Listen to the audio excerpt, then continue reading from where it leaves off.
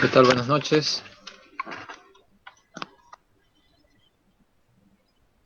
Compartimos pantalla y seguimos con el tema de hoy.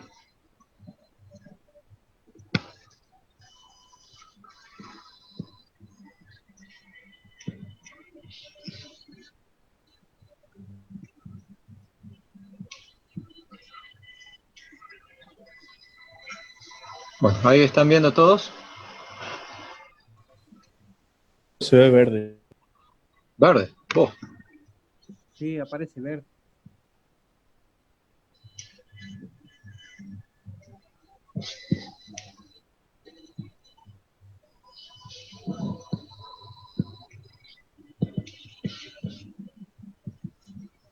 Ahora.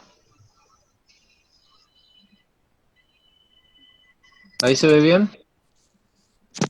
No, se sigue viendo Sigue verde. verde. Es raro.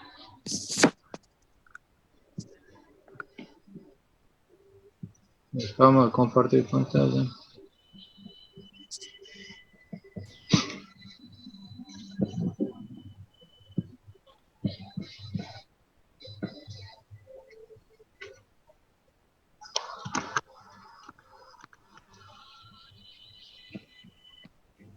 Lo vemos de vuelta.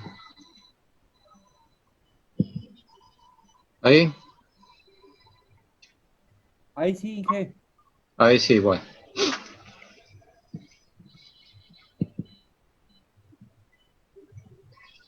¿Alguna pregunta de lo que hemos visto ayer?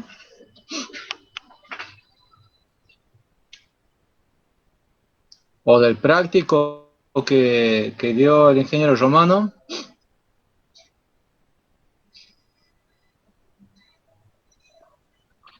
Inge, buenas noches. Sí. Con respecto a la consulta que me hacían hoy a la tarde, me quedó claro que hay que corregirlo al valorcito. Ahí quedó como coseno de 0,8, pero se toma el coseno igual a 1, coseno de phi igual a 1. Sí, sí, sí. De todas maneras, Bien. ¿Se acuerdan de eso que me consultaban ahí a la tarde? Bueno, por eso, o sea, si lo pones como O 0,8, sea, sí, el da un valor más elevado, pero el dato que tomamos es que el coseno phi es igual a 1. exacto. bien. Está, está mal escrito, así que corríjalo ahí, ese es el único detallecito de ese práctico. Así compara las tablas como están en el práctico. Listo. Perfecto. ¿Alguna otra pregunta, aclaración? ¿No? Bueno. Entonces, bueno, ayer habíamos visto el modelo de la máquina sincrónica. Hemos empezado a explicar bastante cualitativamente cuál es su comportamiento. Repaso con esta diapositiva. Hemos dicho que la máquina sincrónica está compuesta del estator y el rotor. El rotor tiene un devanado por el cual circula la corriente de excitación, que digamos circula porque hay una tensión aplicada, la tensión de excitación. Eso provoca un campo en el rotor, que visto desde el rotor es un campo constante, pero visto desde el estator es un campo variable. Por lo tanto, se induce una tensión en el estator. Si esa máquina sincrónica tiene carga, circulará una corriente y esa corriente hace que se genere un campo producido por el estator que gira a la velocidad de la red, ¿no es cierto? El campo del rotor también gira a la velocidad de la red. Estamos hablando de velocidad eléctrica, ¿no es cierto? La velocidad del rotor, entonces, es igual a la velocidad mecánica si nosotros hacemos abstracción del número de polos, ¿no es cierto? Entonces, esa velocidad mecánica es la velocidad de la red y es igual a la velocidad sincrónica. Debido a que hay una máquina impulsora que hace girar ese rotor, aparece un torque mecánico, ¿sí? Y de la interacción del campo estatórico y el campo rotórico aparece el torque eléctrico. En estado estacionario, ese torque esos torques son iguales. Bueno, después que hemos visto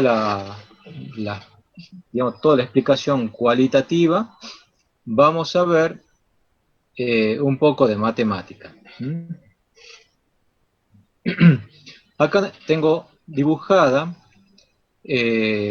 una bobina, una sola bobina del estator, ¿no es cierto? Aquí está con la cruz la corriente que entra y aquí la corriente que sale. La fuerza magnetomotriz, o sea, los N por I, ¿no es cierto? Los N por I cambian cuando aparece esta corriente, ¿sí? Y cuando aparece la corriente inversa, la corriente que va en sentido contrario, se resta, entonces el N por I cambia el signo. Esto es la fuerza magnetomotriz producida por una bobina del estator. Si yo empiezo a poner varias bobinas en el estator distribuidas espacialmente, voy a tener una suma de esos escaloncitos, como hemos visto ahí arriba, y esa suma me va a dar una fuerza magnetomotriz de una forma que se va a ir aproximando a la senoidal en la medida en que que sea más continuo los devanados, el espaciamiento entre los devanados sea más continuo, entonces esos escaloncitos van a ser cada vez más chicos y se va a aproximar más a la senoidal, ¿no es cierto? En ese caso, en el caso ideal, tendríamos el dibujo que está ahí abajo, ¿no es cierto? Una onda senoidal, donde aquí vemos lo que sería la distribución en el espacio, pero acá está indicado solamente como si estuviese concentrado para hacerlo más simple, si no tendría que poner montones de representación, montones de pelotitas rojas, azules y verdes que se van superponiendo para formar esa onda, ¿no es cierto? Entonces, ahí tenemos la forma de la fuerza magnetomotriz del estator, en ese caso sería de la fase A. En cambio el rotor, si hablamos nosotros de polo saliente, la forma de la fuerza magnetomotriz va a depender del cabezal del rotor. Fíjese ahí dos formas de cabezales y las formas de la fuerza magnetomotriz que produce cada uno.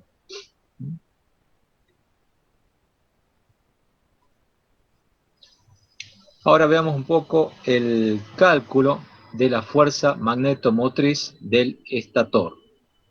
Fuerza magnetomotriz del estator. Acá tenemos nosotros graficada, ¿no es cierto? Hemos hecho la fuerza magnetomotriz de la fase A. ¿Sí? La forma o la expresión de la fuerza magnetomotriz va a ser o sea, la onda esta senoidal va a tener un determinado módulo, ¿sí? Que ese módulo va a depender de las corrientes. Acuérdense que es N por I, ¿no es cierto? La fuerza magnetomotriz son los N por I. Entonces, va a ser una determinada constante K que va a depender también de la corriente. La fuerza magnetomotriz va a depender de la corriente. Y va a tener una cierta forma senoidal o cosenoidal. En este caso está escrita como cosenoidal, ¿no es cierto? Como coseno de gamma. Gamma, el ángulo eléctrico entre, digamos, el centro de la fuerza magnetomotriz y la fase A. En el caso de la fuerza magnetomotriz de la fase B, también, si está bobinado en forma simétrica, homogénea, ¿no es cierto? La constante también va a ser la misma, nada más que va a depender de la corriente que circula por ese bobinado de la fase B. Y va a estar desfasado 180 grados, ¿no? En este caso 180 grados atrasados. Y la fase de la fuerza magnetomotriz de la fase C va a ser también la misma constante, pero la corriente de la fase C y desfasada a 120 grados, pero hacia el otro lado, o sea, positivos. Por otra parte, nosotros sabemos que la corriente de la fase A va a ser un valor I máximo coseno de omega t, omega sincrónico. La fase B, I máximo coseno de omega t menos 180, y el IC lo mismo, pero más 180. La fuerza magnetomotriz total, ¿sí?, va a ser la suma de la fuerza magnética más la de la fase B y la de la fase C. Aquí tengo copiado directamente cuál es la expresión de cada una de las fuerzas ¿Ingeniero? magnetomotrices. Sí, ¿Desfasada 180 o 120 grados? Porque usted dice 120. 180. 120, Bien. 120. Bien, bien. 120. Si no sería pi sobre 2 en vez de 2 pi sobre 3. 180. La fuerza magnetomotriz entonces va a ser la suma de las tres fuerzas magnetomotrices, ¿no es cierto? Y lo que hago ahora aquí es reemplazar IA por su expresión. IA era IM coseno de omega t. Acá, en el caso de B, va a ser IM coseno de omega t menos 120. Y para la corriente C, IM coseno omega t más 120. ¿No? Bueno, de aquí yo podría sacar factor común, K por IM, y me queda aquí toda esta expresión bastante complicada de cosenos de distintos ángulos. Operando y por propiedades trigonométricas se puede llegar a demostrar que la suma de las fuerzas magnetomotrices va a ser igual, aquí está faltando un igual, a 3 medios de K por IM por coseno de gamma menos omega sincrónico. ¿Sí? Entonces fíjense en que la fuerza magnetomotriz total va a tener una distribución espacial cosenoidal. ¿Sí? ¿Sí?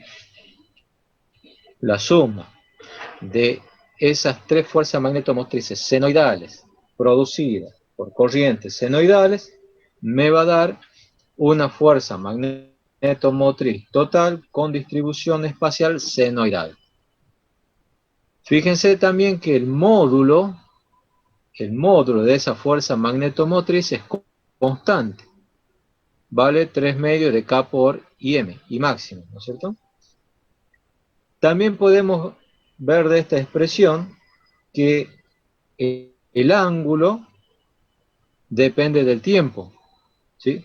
Gamma era el desfasaje nada más que había, ¿se acuerdan? Entre el eje, digamos, de la onda esa senoidal y la fase A. Eso es constante. Pero la onda esta, ¿sí?, el ángulo va a depender de omega t, y por lo tanto esta fuerza magnetomotriz depende del tiempo, ¿sí? El ángulo va a depender del tiempo.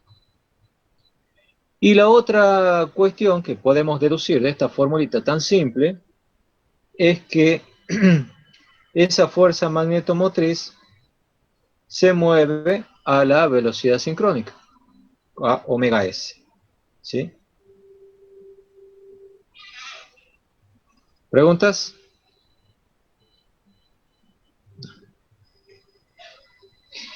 Bueno, acá está dibujado entonces cómo serían las dos fuerzas magnetomotrices.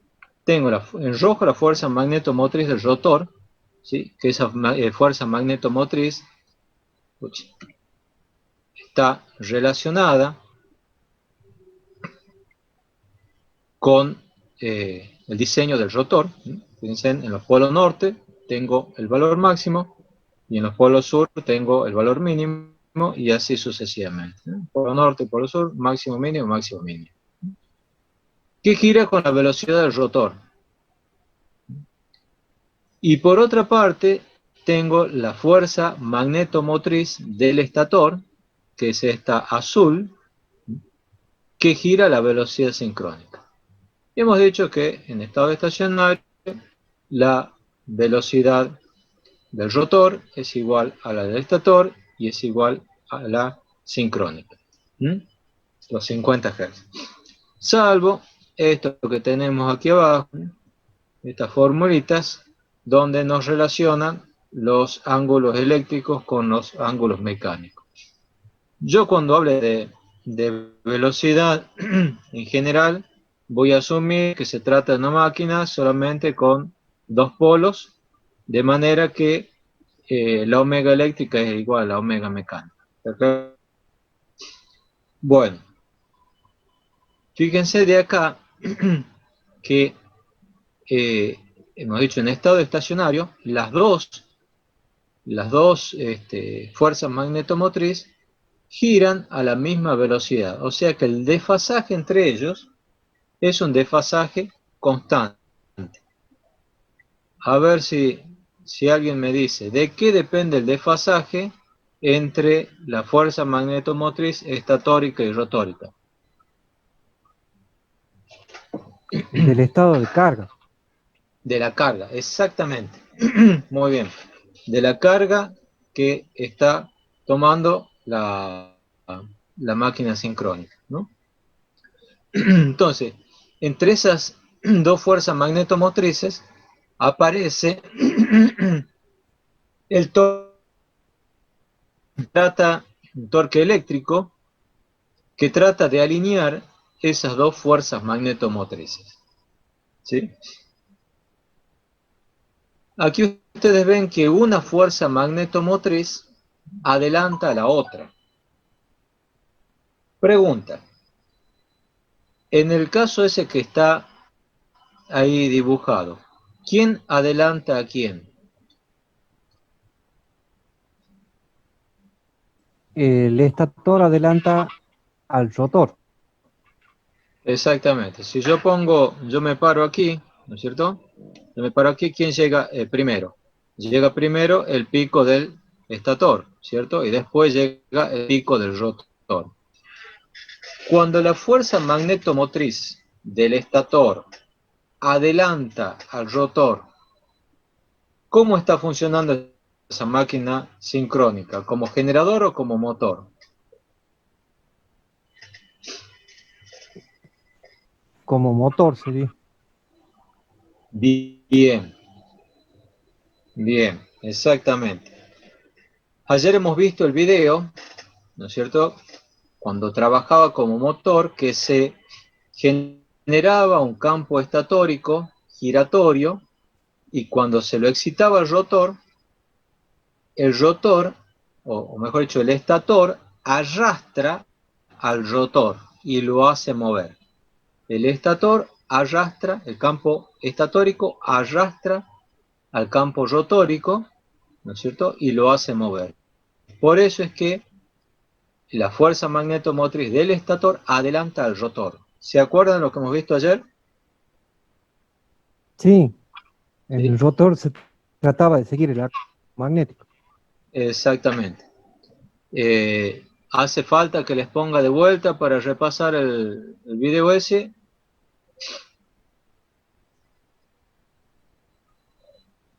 No, ingeniero, está bien. No hace falta. Bueno. Y bueno, y de manera contraria, si fuese el rotor el que adelanta al estator, ¿no es cierto? Significa que el campo estatórico es arrastrado por el estator. El campo estatórico es arrastrado por el rotor, ¿no es cierto? Entonces, de esa manera, nosotros vamos a distinguir si la máquina está funcionando como generador o como rotor. Cuanto mayor sea la carga, mayor es el desfasaje entre ambas fuerzas magnetomotrices. ¿Alguna pregunta? No.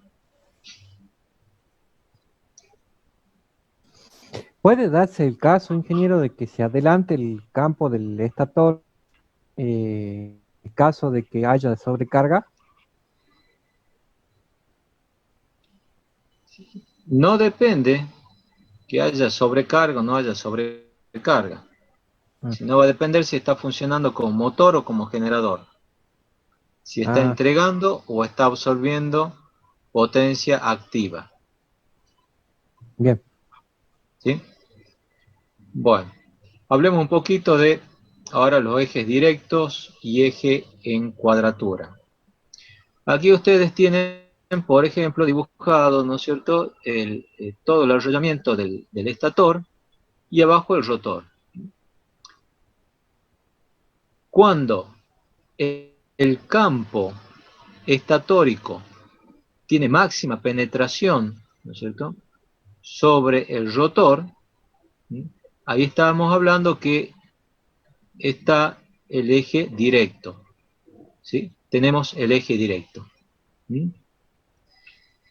En cambio, cuando el campo estatórico no penetra en el rotor, ¿sí?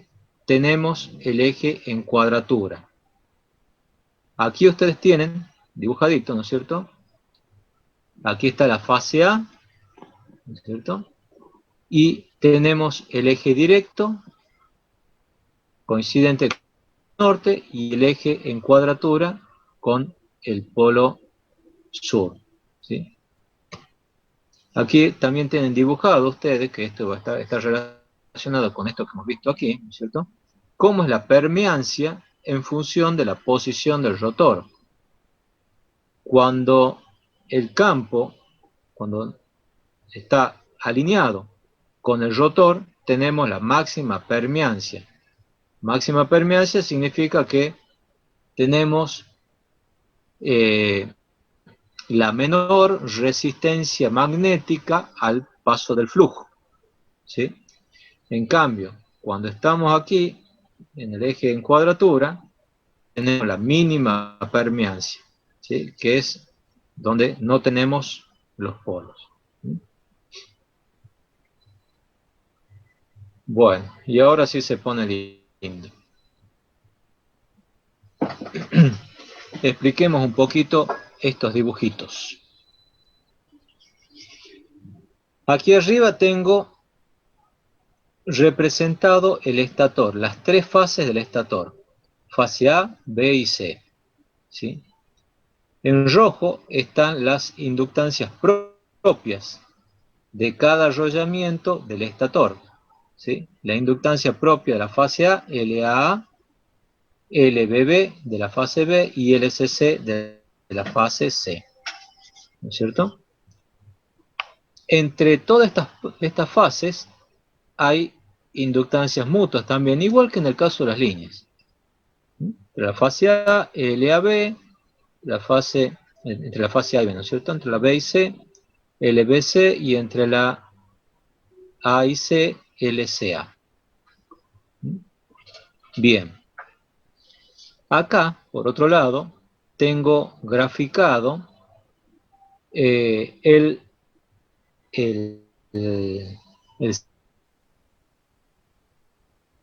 circuito rotórico. Fíjense, aquí tienen ustedes un bobinado, ¿sí? Coincidente con la fase D. Aquí está el eje en cuadratura, a 90 grados, el eje Q, ¿sí? Y esta es la bobina del campo que crea el campo de excitación, ¿no es cierto? LFF, que tiene su inductancia propia. Esa inductancia se va a acoplar también con las bobinas del estator mediante inductancias mutuas, ¿sí? Con la fase A será LAF, con la fase B LBF y con la fase C LCF, ¿sí? La letra F viene de, ¿no es cierto?, de campo en inglés, ¿no? Entonces, el arrollamiento del rotor tiene una inductancia propia y también tiene inductancias mutuas mutuas con los otros arrollamientos. Como este arrollamiento está girando, ¿no es cierto? Porque está rotor, el acoplamiento que hay entre esa inductancia y la de los estatores va a ser función de la posición que tiene el rotor. Bueno, nosotros vamos a definir el ángulo, ¿no es cierto?, del rotor como este θd que está acá, que es el ángulo que hay entre la fase A y la posición que está tomando esa bobina, está tomando el rotor. Por lo tanto, como esa inductancia mutua va a depender de la posición, van a seguir estas expresiones que están aquí a la derecha. LAF va a ser MF, que es el valor de la inductancia mutua entre arrollamiento estatórico y rotórico por el coseno de θd, y para el caso de las inductancias mutuas de la fase B y C, van a depender también en forma cosenoidal de ese ángulo, pero con desfasaje de más menos 120 grados. ¿Se entiende hasta ahí? Bueno, estos son, digamos, y me está faltando estas dos bobinitas que están acá cortocircuitadas. ¿Quiénes serán?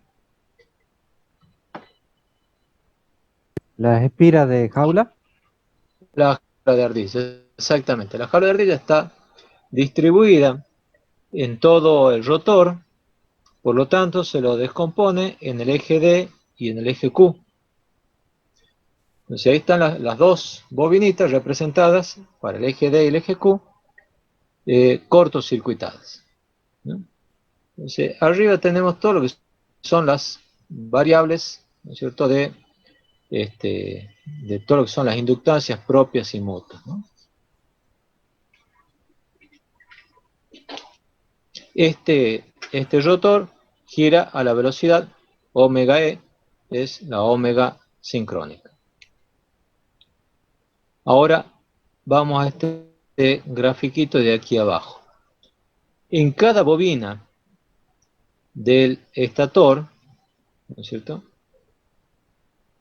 es concatenado un flujo, el flujo producido por el rotor, es concatenado en cada una de estas fases. Entonces aquí aparece lambda A, lambda B y lambda C, que son los flujos concatenados por el rotor, por el estator, perdón, el flujo producido por el rotor concatenado por el estator, para decirlo de forma corta.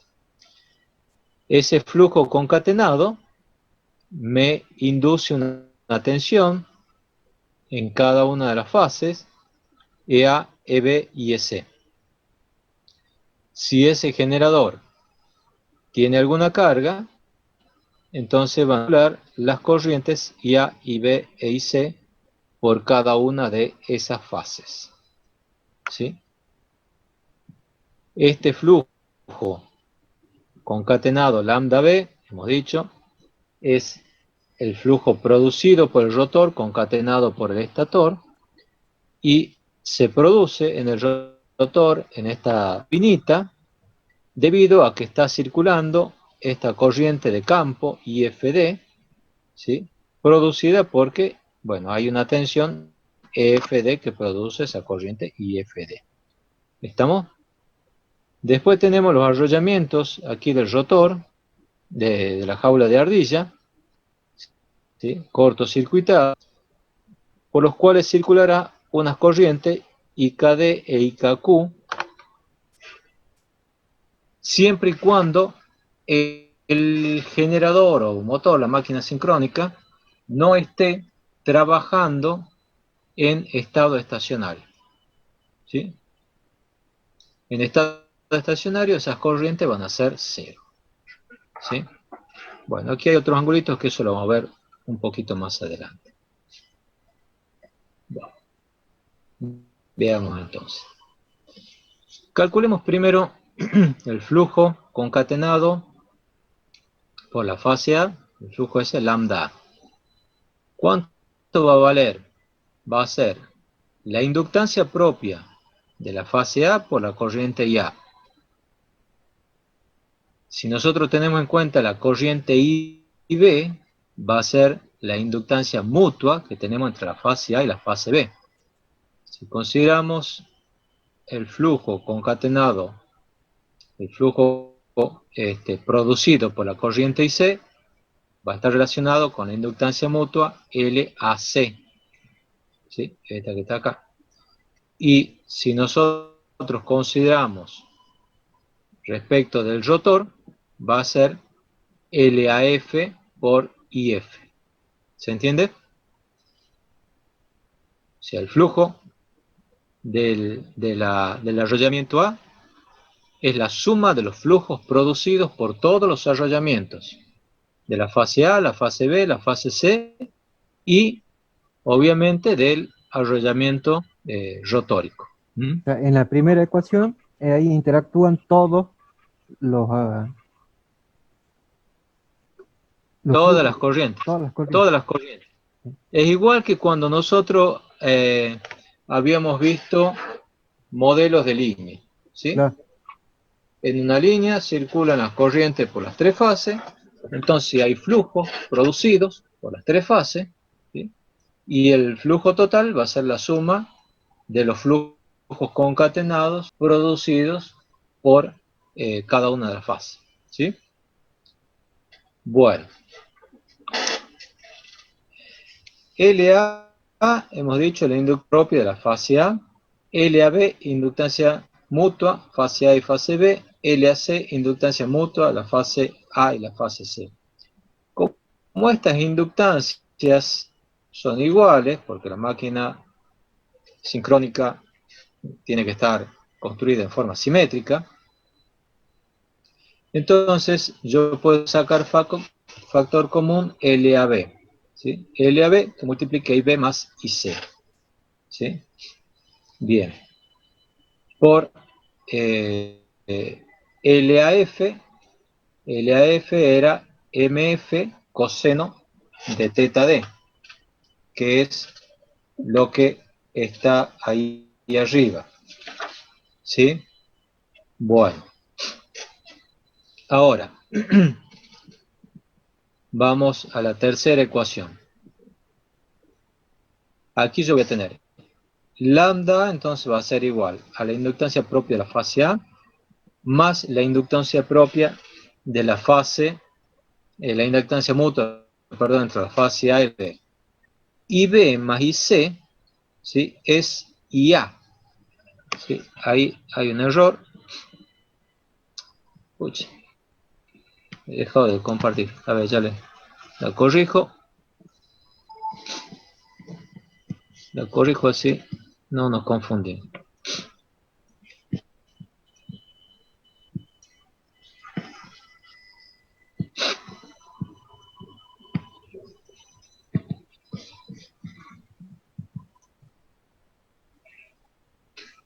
¿Ven ahí?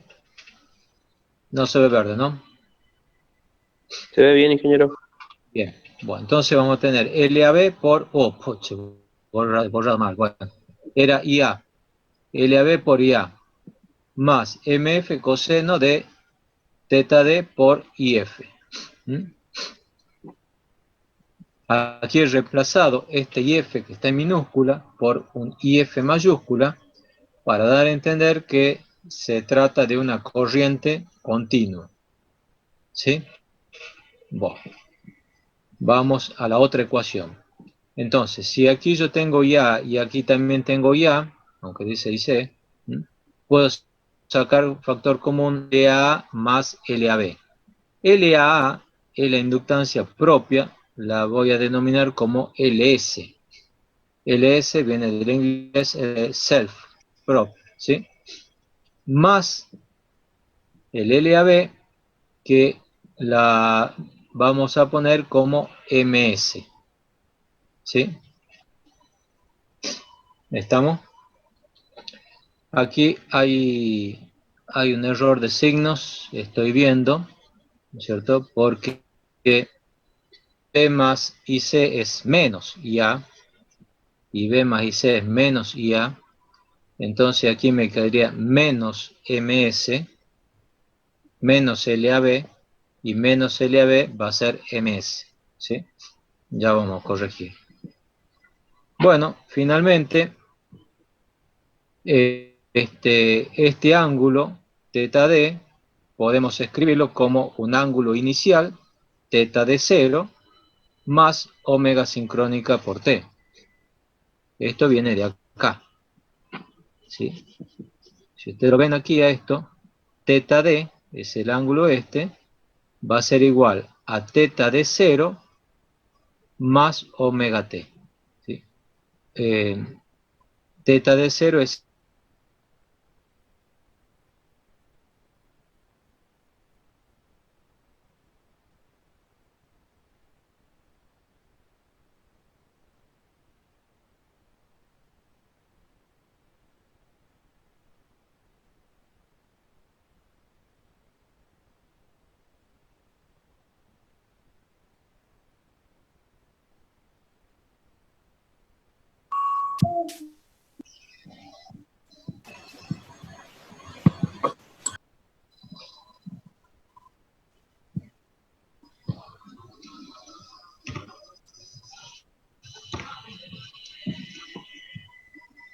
Chate, ya va a estar la comida.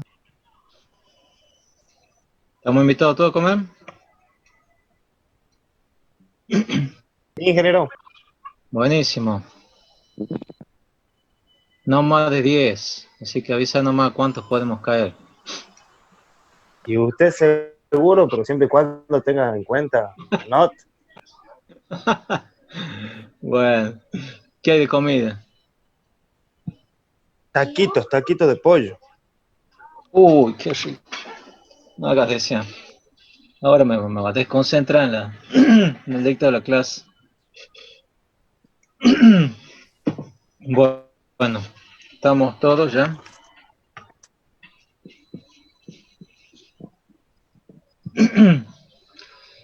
Bueno, aquí lo he corregido. Entonces, IA más IB es menos IA, ¿no es cierto? Porque IA más IB más IC es Ingeniero, 0. Aparece la pantalla. ¿Se ve verde? No aparece de compartir. Ah, no he compartido nada. No, Me imagino, ¿viste? Ya me han hecho pensé en comida. pensar en la comida ya. Va a terminar de cualquier manera la clase esta. Bueno. Ahora sí se ve. ¿Se ve bien? Sí, Inge. Bien, bueno, aquí está corregido entonces. Sabemos que IA más IB más IC es 0, porque están desfasados 120 grados.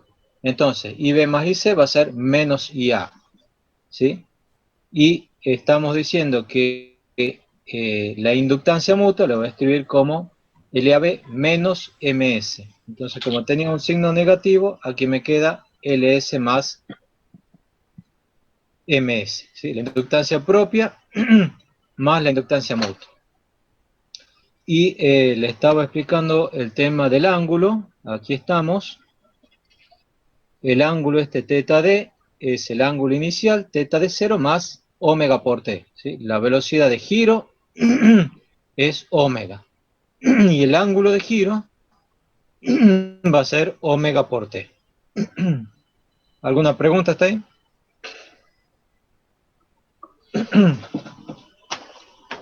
Bueno. Ahora, sí, vamos a calcular cuánto es la tensión inducida. La tensión en el arrollamiento, ¿sí?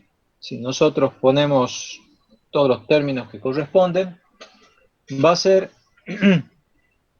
R por I, ¿sí? La resistencia de la fase A por la corriente de la fase A, y a eso le tenemos que agregar la corriente debida al flujo concatenado por la fase A. Perdón, la tensión debida al flujo concatenado por la fase A. Entonces, derivamos lambda respecto del tiempo, que es la expresión que teníamos antes. Bueno, ¿cómo sería? Tenemos que derivar respecto del tiempo. Entonces, voy a tener la derivada de IA por LS MS respecto del tiempo. LS y MS es una constante, entonces lo único que me queda aquí, derivada de IA respecto del tiempo. ¿Sí? Y después me queda también MF coseno de teta de 0 más omega t por IF. ¿Quién depende aquí del tiempo? Solamente el coseno. ¿Sí? Entonces va a ser MF por IF, la derivada del coseno menos seno, entonces te hace más con el signo menos que tenía antes, teta de 0 más omega sincrónico por t, por la derivada del argumento, entonces por omega s. Es decir que si nosotros no consideramos la resistencia interna, la resistencia del aislamiento, la tensión de la fase A va a ser menos LS más MS, derivada de la corriente respecto del tiempo, menos esto que está acá, MF, IF, seno, etcétera, etcétera. ¿Y qué es eso? Bueno, eso es la tensión interna, la tensión inducida, ¿sí?, en la fase A, debida a la corriente del rotor, debido al campo producido por el rotor. Entonces, acá de vuelta está escrito la tensión esa interna, EA, MF y F, seno, teta de 0 más omega t por omega sincrónico. Y por otra parte, nosotros podemos decir que la tensión esa interna EA va a ser raíz de 2 módulo de EA, o sea, SA es la tensión, el valor eficaz de la tensión interna, multiplicado por raíz de 2, me va a dar la tensión de pico, por seno de omega sincrónico t más teta de 0.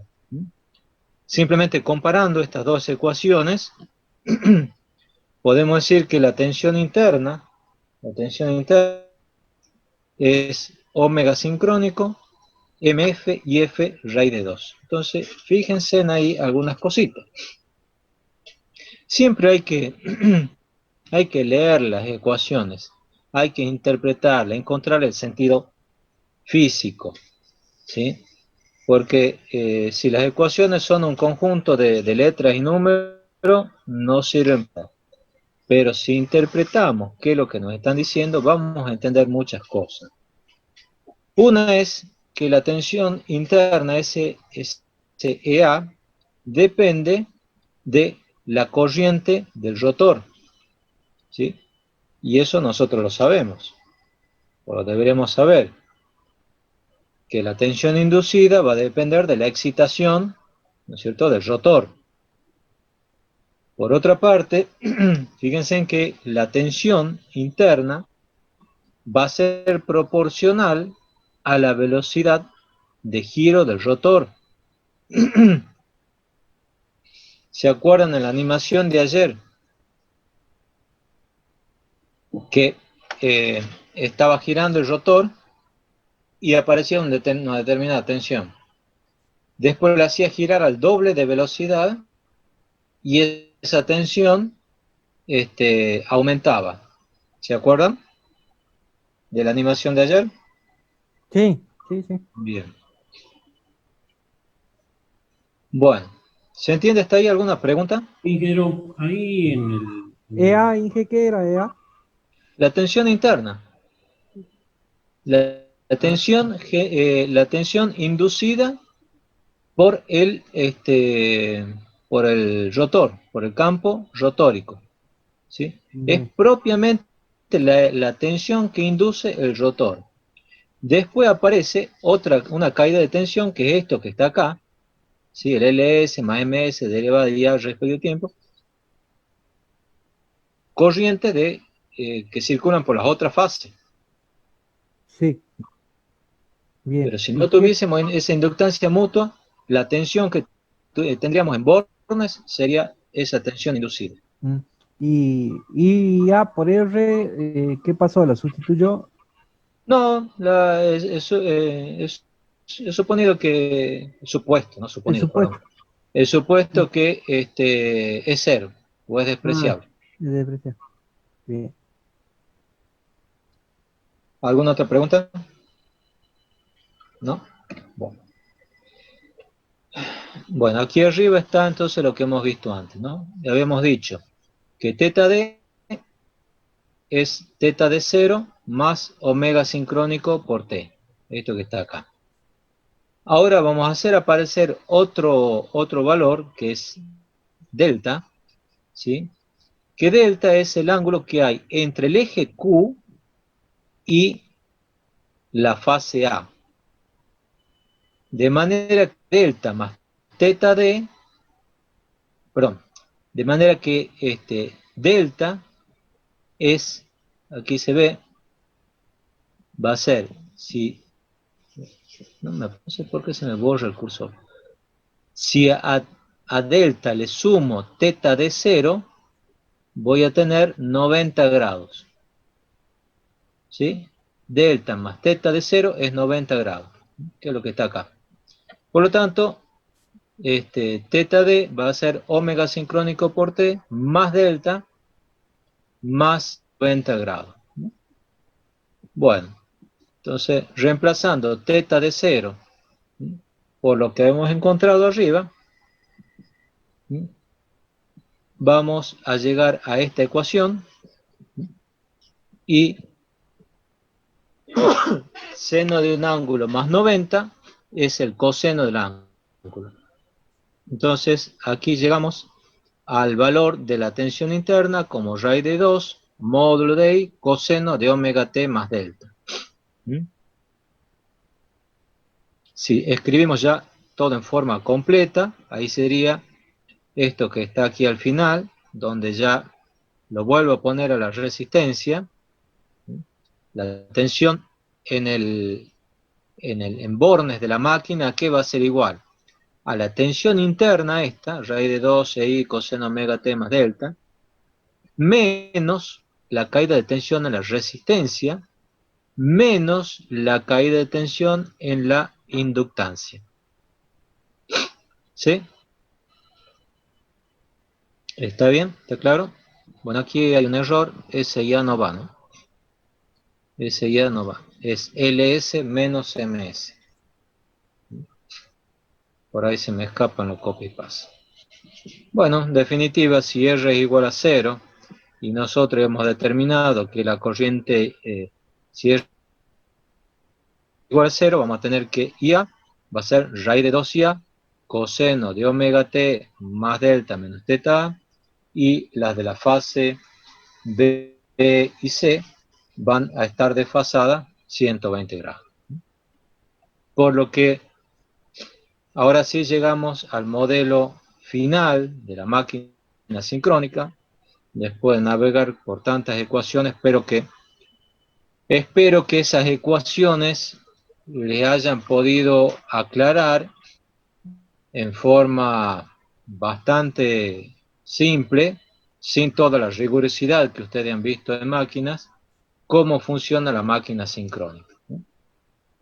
Entonces, el modelo de la máquina sincrónica va a ser las tensiones estas inducidas, ¿sí?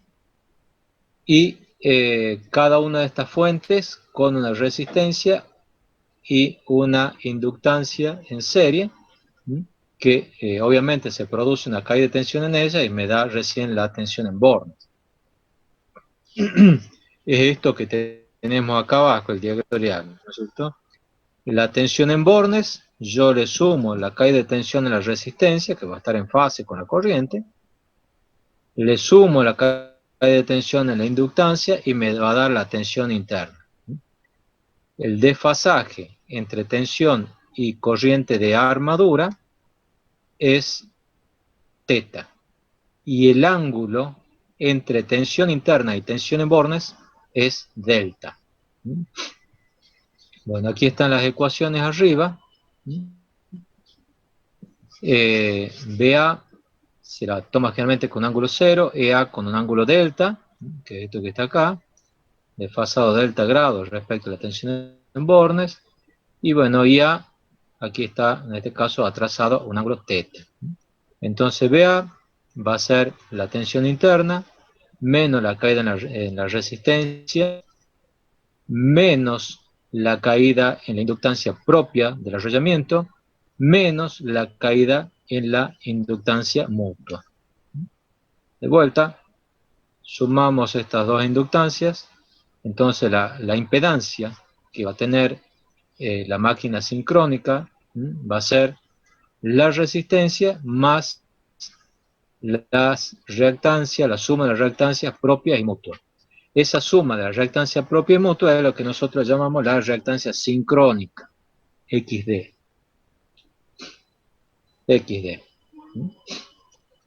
Simplificando más el modelo de la máquina sincrónica, entonces tendríamos esto que está acá, que es una tensión detrás de la resistencia más la reactancia sincrónica. Como todo es simétrico, entonces si nosotros representamos o hacemos cualquier cálculo para la fase A, lo que la fase B y C es exactamente lo mismo, desfasado 120 grados. ¿Alguna pregunta?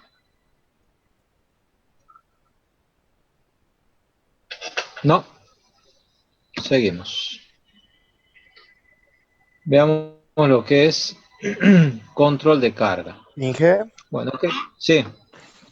¿ya pasó la clave de la asistencia? La asistencia empieza a las 11.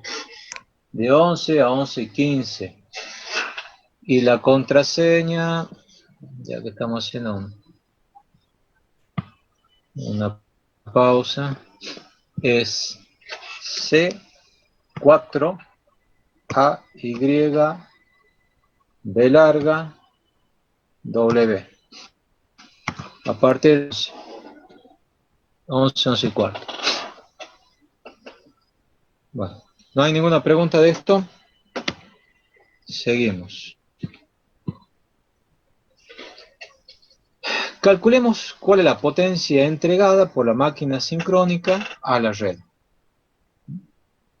Aquí lo simplificamos del todo la máquina sincrónica como la tensión interna detrás de la reactancia sincrónica. La potencia entregada va a ser esta B en bornes por la corriente conjugada, U por I conjugada. ¿Cuánto vale la corriente esta? La corriente esta va a valer la diferencia entre la tensión interna y la tensión en bornes dividido la reactancia. Entonces, B es E menos B sobre JXD, todo conjugado. Bueno, aquí está escrito lo mismo, pero con los ángulos respectivos. Lo que hago ahora es este 90 grados viene de J, ¿no? Ese 90 grados lo paso al numerador, entonces me caería E menos 90 y delta menos 90, ¿sí? Entonces multiplico por B cada uno de estos, hago la distributiva, me queda B con ángulo delta, E a la menos 90 sobre X conjugado, y aquí B a la delta menos 90 sobre X conjugado. Bueno, operando me da esto. B por E con un ángulo de 90 menos delta sobre X, menos B cuadrado con un ángulo de 90 sobre X. Bueno, si lo escribo en forma me va a quedar S para el primer término, B por E sobre X, coseno de 90 menos delta, más J, seno de 90 menos delta. Como el segundo término, B cuadrado sobre X tiene un ángulo 90, quiere decir que es complejo puro. J módulo de B cuadrado sobre XD. Entonces la potencia activa es E por B sobre XD por seno de delta. porque coseno de 90 menos delta es lo mismo que seno de delta. Y la potencia reactiva, ¿sí?, va a ser E por B sobre X, por, aquí tenemos el J, seno de 90 menos delta, menos J módulo de B cuadrado sobre XD. Bastante claro esto. Ahora, lo que sí me interesa es que analicemos el valor de la potencia entregada. Fíjense que aquí vamos a graficar cuánto vale esa potencia entregada. En el eje X calculo, mejor dicho, pongo el ángulo, y en el eje Y la potencia activa generada. Bueno, fíjense que es simplemente una senoide, ¿sí?, con valor de pico E por B sobre XD. ¿Sí? Entonces esta es la senoide, y este es el valor de la potencia máxima que se va a entregar, que va a ser E por B sobre XD. Tensión interna, tensión en bornes, divide el reactancia de la máquina. Esta curva senoidal es una curva muy importante, así de sencillo, pero ya se van a tener oportunidad de complicarse la vida cuando veamos nosotros en estabilidad transitoria el criterio de la igualdad de áreas. Por ahora la planteamos así nada más, que depende de los ángulos, depende del ángulo de tensión interna y tensión en bornes. Y si nosotros aquí además graficamos la potencia mecánica, podemos ver que hay dos puntos donde se cruza. Bueno, este primer punto donde se cruza, donde la potencia mecánica es igual a la potencia eléctrica, ¿no? Esta potencia que estamos graficando como senoide es potencia eléctrica, ¿no? No perdamos de vista. Donde son iguales la potencia mecánica y la potencia eléctrica, ese es el punto de funcionamiento de la máquina sincrónica en estado estacionario. ¿Se acuerdan que hemos dicho, yo les voy a mostrar un dibujito, donde el torque mecánico es igual al torque eléctrico? ¿Sí? Ahí, entonces, la máquina está trabajando en estado estacionario. Bueno, aquí lo estamos viendo de otra manera, cuando la gráfica de la potencia mecánica, esta que es una línea horizontal, es igual a la senoidal, donde se intersectan, esa es la operación en estado estacionario. ¿Preguntas? ¿No? Bueno, la máquina sincrónica es muy versátil, ya lo hemos dicho.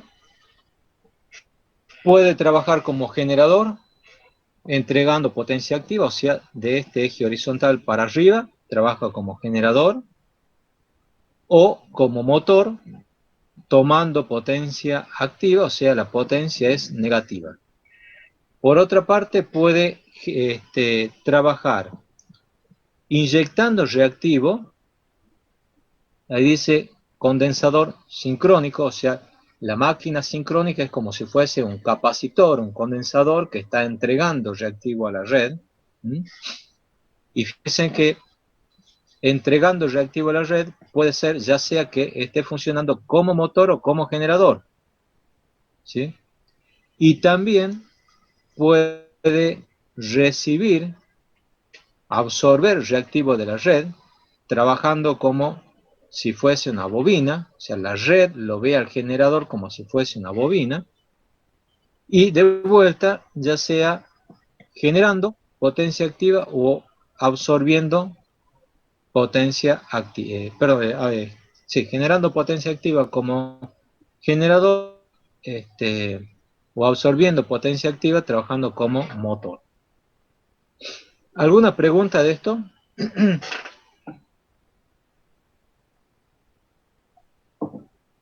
Bueno. Sigamos entonces. Este era el gráfico que habíamos nosotros sacado para el circuito equivalente de la máquina sincrónica. ¿Cierto? Ese es el gráfico. Bien. Ahora yo lo voy a parar un poco al gráfico ese y voy a considerar que la resistencia es 0. Bien, entonces, acá yo tengo la corriente. ¿Sí? La corriente. Desfasada, θ grados, respecto de la tensión en bornes. ¿Sí? Lo mismo que tengo aquí abajo. La corriente desfasada 30 grados respecto de la tensión en bornes. Bueno, quizá aquí un poco sea confuso el tema de los colores. Está distinto respecto del diagrama de abajo, pero bueno. Lo que es la nomenclatura se está respetando. Entonces acá tenemos la tensión interna. Perdón, la tensión en bornes. Tensión en bornes. ¿Sí? Si a esa tensión en bornes yo le sumo la caída de tensión en la reactancia sincrónica, sería esto. Si sumo estos dos vectores, voy a tener la tensión interna, E sub I. ¿Sí? ¿Estamos? Bueno.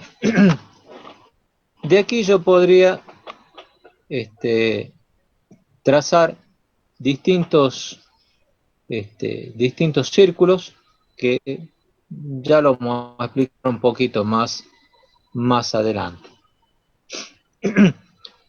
Pero por ahora sí podríamos ir explicando lo siguiente. A ver, lo expliquemos acá. Si yo tengo esta tensión interna, esa tensión interna es debida a quién. ¿Quién hemos dicho que me produce esa tensión interna? El rotor. El rotor. ¿Por qué el rotor me produce esa tensión interna? Porque es el que está magnetizando el estator. ¿Cómo hace para magnetizarlo? Reduce Y flujo. que él está excitado, digamos, de manera independiente. ¿Cómo se lo excita? Al rotor Sí, Corriente continua. con Una continuo. con una continua. corriente.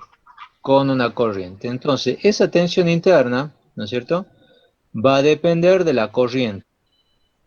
Entonces, si esa corriente es constante, yo puedo trazar un círculo de todas las posiciones que podría ese vector trabajando con corriente constante. Y sería este que está acá, ¿no es cierto? Este círculo D. ¿Sí? Ese círculo, a ver, sería, no, sería este otro. Este que está acá, perdón. El C. El C. Si yo hago centro en N y trazo un círculo, es el C. ¿Sí? Este círculo C me da todas las posiciones posibles de ese vector de tensión interna que depende de la corriente de excitación. Entonces, si yo considero la máxima corriente de excitación y tomo la tensión interna para ese valor de máxima corriente de excitación, yo estoy obteniendo el límite de calentamiento del rotor. ¿Sí? Entonces, esto que está acá, esta curva, la curva C, es el límite de calentamiento del rotor. ¿Estamos? Por otra parte tenemos, está claro eso, ¿no?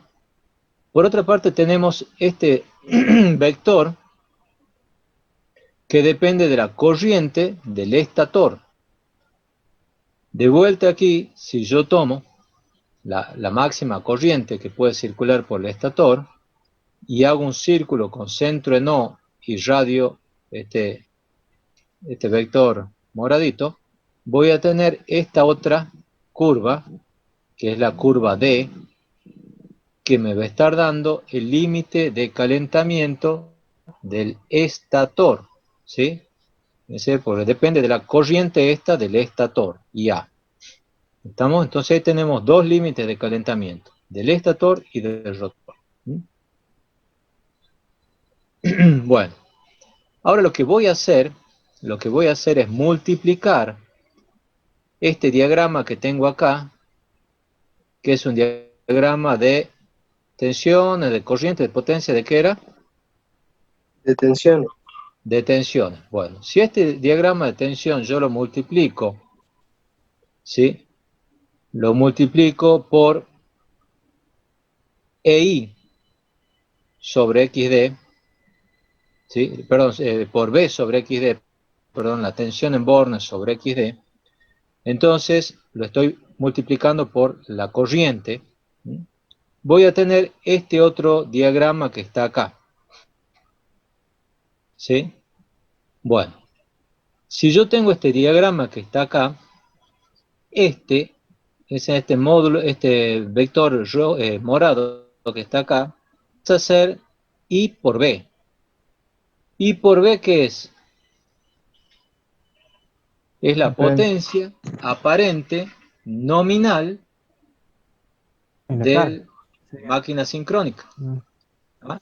La potencia nominal de la máquina sincrónica. ¿Ah? Potencia U por I.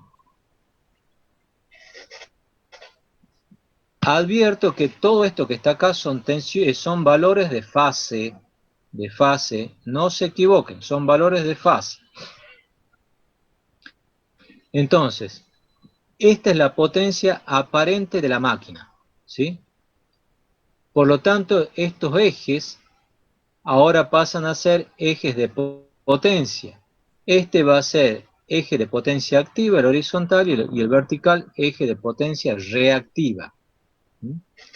Si yo tomo este punto de operación que está acá y trazo una recta horizontal, y ahora lo hago mover a este vector sobre esta recta horizontal, lo que estoy haciendo es recorrer todos los puntos de operación de la máquina sincrónica en las que este valor vertical es constante. ¿Quién es ese valor vertical constante?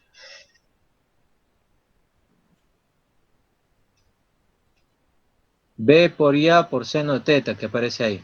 ¿Quién es? La potencia La potencia reactiva. que entrega el rotor de la potencia de magnetización, ¿no? No. No, Es potencia reactiva generada por la máquina sincrónica. ¿Ah?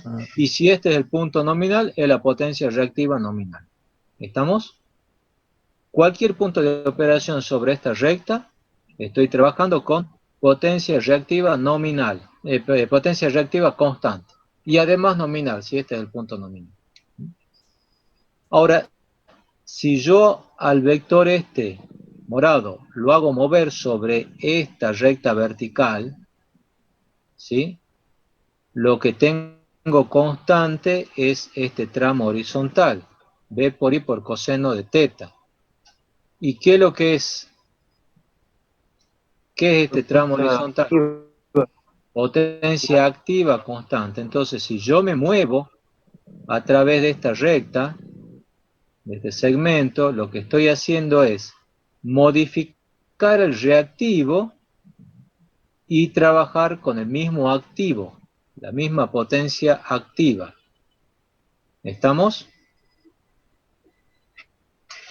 Bueno, otra posibilidad es que este vector yo lo hago cada vez más chiquito con el mismo ángulo, ¿no es cierto? Más chiquito, más chiquito. Obviamente este va a ir hacia la punta del vector, ¿no es cierto? O sea, si yo este vector estoy trabajando, disculpen, el punto no sale bien aquí, ¿no es cierto? Este sería el morado y este sería, ¿no es cierto?, el azul. Entonces, cualquier punto sobre este segmento, ¿qué es lo que me estaría manteniendo constante? El ángulo.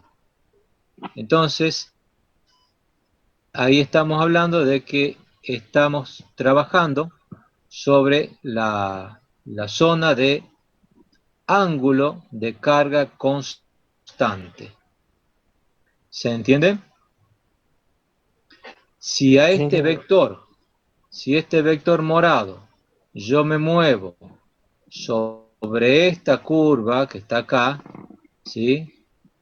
Que es el límite de calentamiento del estator, entonces voy a estar trabajando con la potencia aparente constante, ¿no es cierto? Y bueno, en particular potencia nominal constante. ¿Estamos? Y después me quedaría pasear sobre esta curva, ¿no es cierto? Que va a ser la curva de calentamiento del rotor, ¿no es cierto? Donde también aquí estoy modificando potencia activa y reactiva. Fíjense en que en particular este punto sería el punto de potencia activa nominal y por lo tanto, que es el punto P este, y por lo tanto potencia reactiva nominal, el punto este. El punto de potencia activa máxima estaría acá. Esa sería la máxima potencia activa. Fíjense que la potencia reactiva en ese punto es ¿cuánto? Cero. 0. Y acá en este punto yo tendría la máxima potencia reactiva, Reactivo. y potencia activa 0. Bueno, este grafiquito que está acá, ahora yo lo he dibujado en este otro para explicarles cómo se grafica. ¿Cómo se grafica esto? Bueno, yo lo que tengo que hacer es, todo esto está dibujado en valores en por unidad, ¿sí? En por unidad quiere decir que aquí donde dice 1, yo voy a tener la potencia nominal aparente, ¿sí? La potencia nominal aparente.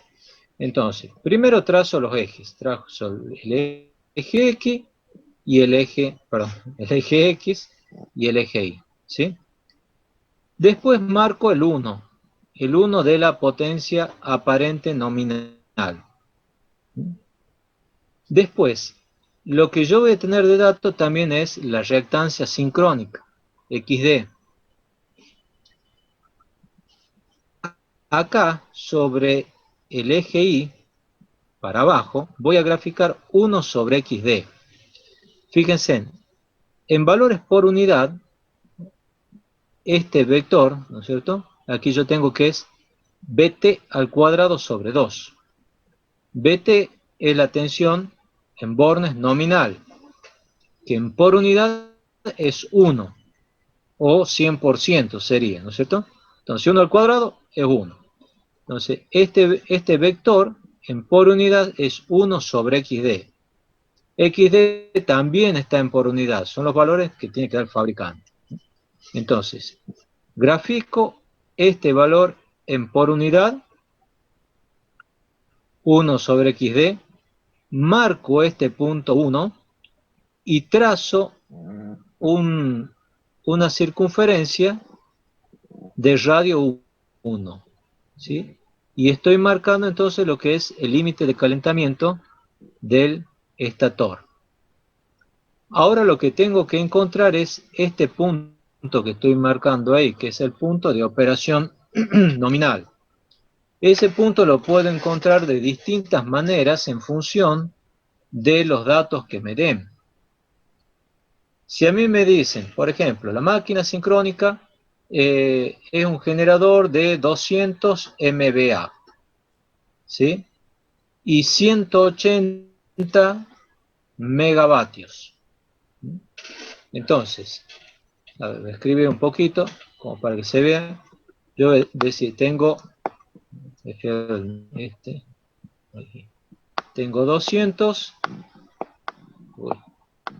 200 MVA, ¿sí? y 180, complicado ser así, y 180 megavatios. ¿Mm? Entonces, la potencia S en por unidad va a ser los 200 sobre el valor base, que son los mismos 200. ¿Sí? Entonces, esa potencia me da 1. La potencia activa en por unidad va a ser esos 180,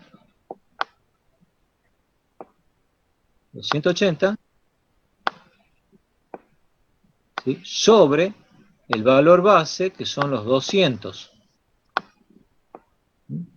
Y esto me da 0,9.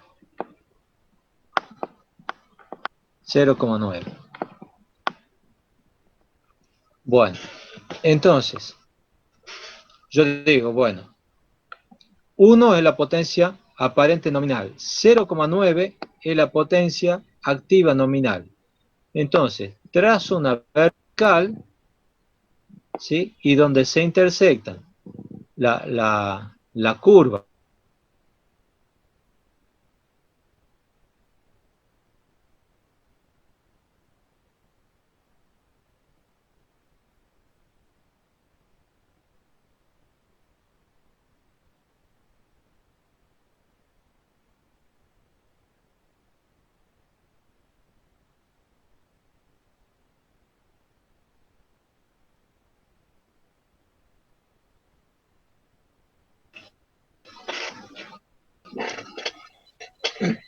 Dije una consultita. Sí. En el diagramita anterior, para pasar del diagrama de tensiones al de potencia, ¿por qué, digamos, se multiplicaba?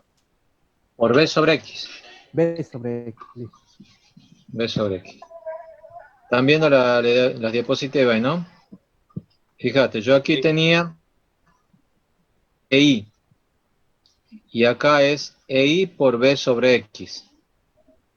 Bien. ¿Estamos? Aquí teníamos B. Y aquí tengo B cuadrado sobre X. Bien. Aquí B tenemos tensión en Born. Y ¿Así? tensión en Born. Aquí tenemos I por XD. Lo multiplico por B sobre X, se van las X, me queda I por B. ¿Sí? Listo. Bueno, ya se me borró todo lo que estaba escribiendo, pero bueno, aquí ustedes ven que el punto este lo puedo encontrar si yo tengo la potencia nominal, activa nominal, y donde se intersecta con el arco este de círculo, ahí voy a tener el valor en nominal de potencia activa y reactiva, ¿no? Entonces ahí sí ya trazo este vector, ¿estamos? Y puedo trazar este otro círculo o este otro arco haciendo centro en este punto, ¿sí? Y este límite de abajo, que es el límite de subexcitación, generalmente se lo encuentra trazando una vertical desde este punto hacia abajo y donde se intersecta con el arco este de la curva, entonces ahí trazamos una recta y ahí ya está definido el límite de subexcitación. A veces también esta curva, este diagrama se lo corta acá, ¿no es cierto? Porque todos los generadores tienen un mínimo técnico, o sea, no pueden generar menos de cierto valor, porque si no, se puede dañar la máquina, ¿no? Entonces, a veces también está recortada en esta zona. Bueno, fíjense también otro temita.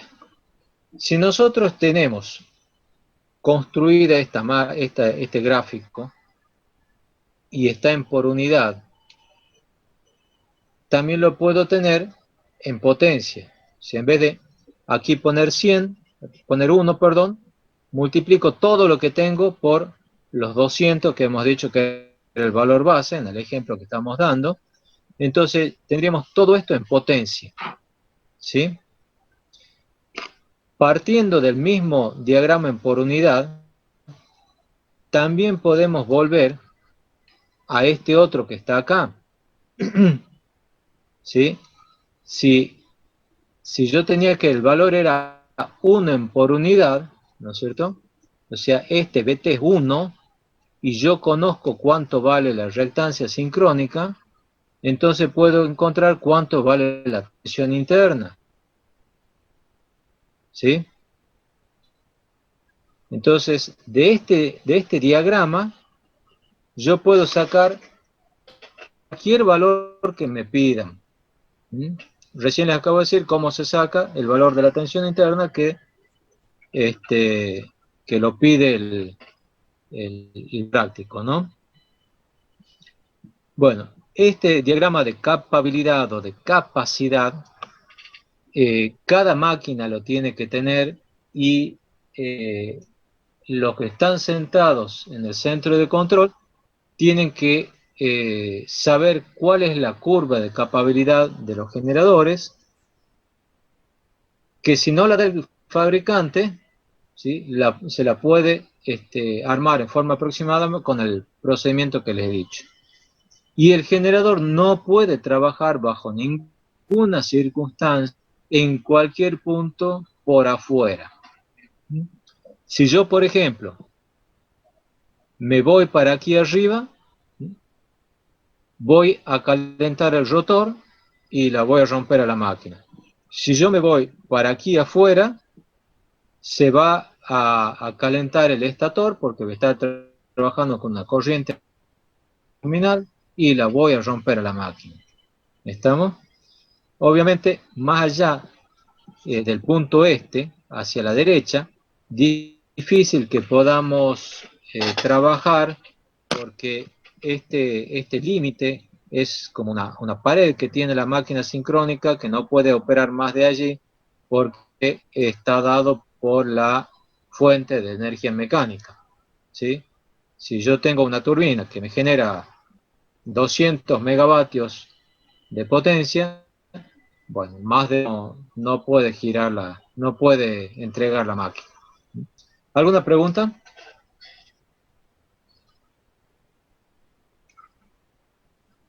¿No? Bueno. Seguimos. Bueno, aquí fíjense un ejemplito que un diagrama real de una máquina sincrónica. Fíjense que aquí está dada la curva para dos temperaturas de trabajo. Bueno, estas son las curvas en B, que es prácticamente la misma información que sale de la curva de capabilidad, presentada de otra manera, donde en función de la corriente de excitación, nosotros tenemos cuál es la característica de la corriente de armadura y de la potencia aparente. Estas serían las curvas reales. Bueno, pregunta para la clase que viene. Pregunta para la clase que viene. Yo les voy a pedir que armen una curva de capabilidad para dos máquinas sincrónicas de igual potencia aparente, y una sea una máquina sincrónica de un generador hidráulico, otra de un generador térmico. Los valores de las reactancias sincrónicas, no sé si lo tenemos acá, ahí están, ¿sí? Los valores de la reactancia sincrónica, fíjense cuáles serían los valores para un generador hidráulico y un generador térmico. Pueden tomar un valor promedio para cada uno de los casos y graficar sobre el mismo eje,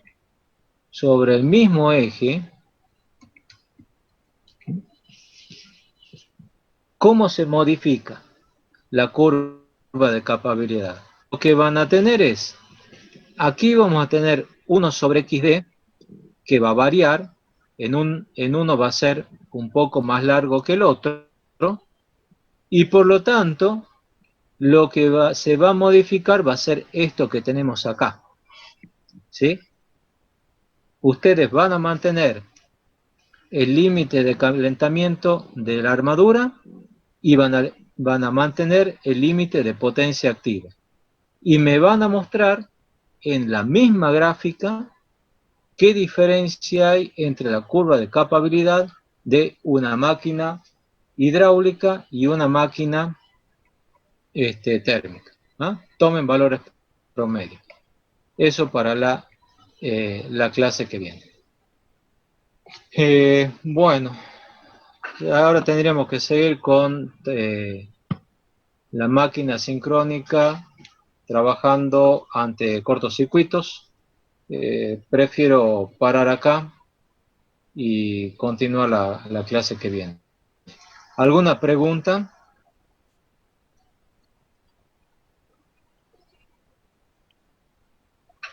¿No hay ninguna pregunta? Creo. ¿Qué No, fue la diapositiva donde están las reactancias de las máquinas hidráulica y térmica de vuelta? Al final, ahí está. Esa es la diapositiva. Igual que como les decía para el caso de los temas anteriores, las diapositivas que están en el campus son las que hice cuando dictaba la materia hasta el año pasado, donde no están el desarrollo de todas las demostraciones y bueno, y algunas otras cosas que yo explicaba en el pizarrón. Pero esa diapositiva sí está. ¿Sí? Así que yo les voy a pedir, tomen un valor promedio de una hidráulica y de una térmica y fíjense en qué es lo que pasa, ¿no? Ingeniero, Sí. recuerde también que ya está terminado el práctico número 9, ya le paso, yo así lo sube al campo. Sí. Así lo sube ya al trabajo 9, ya está corregido las cositas que teníamos ahí en la clase. Así que ya está también, y por ende también corre la fecha para que lo presenten el día a partir de hoy, digamos. Perfecto, perfecto. Lo subo Otro pedido que le hago, llamado a la solidaridad, es que para la clase que viene vamos a ver cómo funciona la máquina ante transitorios, ante cortocircuitos. Por favor, repasen la teoría que han visto de máquina sincrónica, qué es lo que pasa ante cortocircuito, reactancia transitoria, subtransitoria, constantes de tiempo, transitoria, subtransitoria, las corrientes de cortocircuito, qué forma tienen. Y bueno, yo les voy a explicar, como siempre, tratando de poner la menor cantidad de fórmulas posibles, pero la mayor cantidad de conceptos posibles. ¿Alguna pregunta? ¿No, Inge? No, bueno, nos vemos entonces el miércoles que viene, si Dios quiere. Listo. Al miércoles. Buen fin de semana a todos. Igualmente. Chao, chao. Igualmente, hasta luego. Chao, chao.